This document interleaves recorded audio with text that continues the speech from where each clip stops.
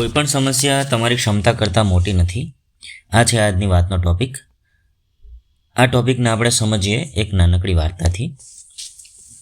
એક વેપારી રાજાની પાસે આવ્યો અને રાજાને એક ખૂબ સરસ કિંમતી પથ્થર ભેટમાં આપ્યો. રાજા આ પથ્થર જોઈને બહુ જ ખુશ થયા અને એમણે નિર્ણય લીધો કે આ પથ્થરથી ભગવાન વિષ્ણુની એક સુંદર મૂર્તિ બનાવીશું. એમણે આ પથ્થર પોતાના મંત્રીને આપ્યો અને મૂર્તિ બનાવડાવવાનો આદેશ આપ્યો.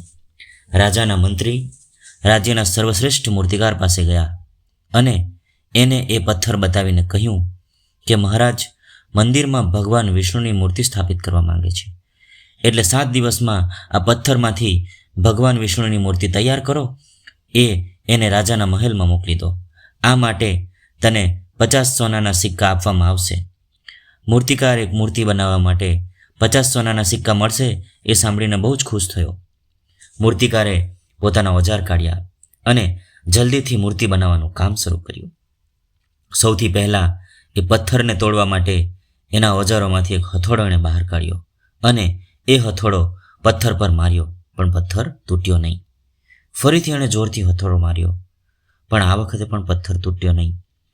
મૂર્તિકાર થોડો વિમાસણમાં મુકાયો, પરંતુ એણે હિંમત ન હારી અને એક પછી એક પથ્થર પર જોરથી હથોડા મારવા લાગ્યો. પણ અફસોસ એ વાતનો હતો કે 50 વાર હથોડા માર્યા પછી પણ એ પથ્થર ન તૂટ્યો. હારી થાકીને એણે મંત્રી બોલાયા અને બધી વિગત જણાવી. આ સાંભળીને મંત્રી પણ હેરાન થઈ ગયા, કારણ રાજાએ એને મૂર્તિ બનાવવાની જવાબદારી સોંપી હતી અને મૂર્તિ લીધા વગર રાજાને મોઢું બતાડવા લાયક રહે એમ ન હતા. એ વિચારવા લાગ્યો કે આટલો કુશળ મૂર્તિકાર જો મૂર્તિ ન બનાવી શક્યો તો હવે બીજું કોણ બનાવી શકશે. ખૂબ વિચાર કરીને મંત્રી એ જ રાજ્યના બીજા એક સામાન્ય મૂર્તિકાર પાસે ગયો અને એણે મૂર્તિ બનાવવા માટે પેલો પથ્થર મૂર્તિકારને આપ્યો. મૂર્તિકારે પોતાનો હથોડો લીધો અને એ પથ્થર પર માર્યો. એક જ ઘામાં પથ્થર તૂટી ગયો. મૂર્તિકારે મૂર્તિ બનાવવાનું કામ શરૂ કર્યું અને થોડા જ દિવસોમાં એણે મૂર્તિ બનાવી લીધી. મૂર્તિ બહુ જ સુંદર બની હતી અને એ મૂર્તિ એ મંત્રી પાસે લઈ ગયો. મૂર્તિ જોઈ અને મંત્રી વિચાર કરવા લાગ્યા કે પહેલાવાળા કુશળ મૂર્તિકારે આ મૂર્તિ ઉપર 50 હથોડા માર્યા, તેમ છતાં પણ એ ન તૂટી, અને આ એક સામાન્ય મૂર્તિકારે એક જ ગામાં આ પથ્થર તોડી નાખ્યો. પોતાની મૂંઝવણ વિશે મંત્રી મૂર્તિકારને બધી હકીકત જણાવી અને એક પ્રશ્ન પૂછ્યો કે આવું કેમ થયું. ત્યારે એ સામાન્ય મૂર્તિકારે જવાબ આપ્યો કે મહારાજ, આનો જવાબ બહુ જ સ્પષ્ટ છે.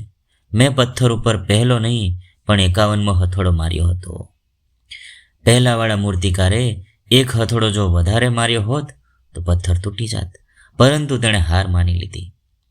મિત્રો, તમે શું એ જ ભૂલ કરો છો જે પહેલા મૂર્તિકારે કરી હતી?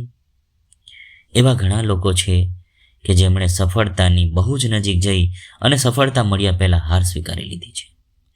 તમે પણ શું આમ નથી કરી રહ્યા ને? લોકો સમસ્યાઓથી ડરી જાય છે અને પાછા પગલાં માંડે છે, પરંતુ તમારે આમ નથી કરવાનું, કારણ હાર માની લેવાથી કોઈ ફાયદો થતો નથી. માત્ર જીતવા ઉપર ધ્યાન કેન્દ્રિત કરો અને કોશિશ કરતા રહો. આમ ત્યાં સુધી કરતા રહો જ્યાં સુધી તમને જીત ન મળી જાય. આ બાબતનો ન્યુરોગ્રાફ એ છે કે સફળતા ન મળે ત્યાં સુધી આપણે હાર માની લેવી જોઈએ નહીં, કારણ જે ક્ષણો આપણે હાર માની લઈએ છીએ એ જ ક્ષણે આપણે નિષ્ફળ બની જઈએ છીએ.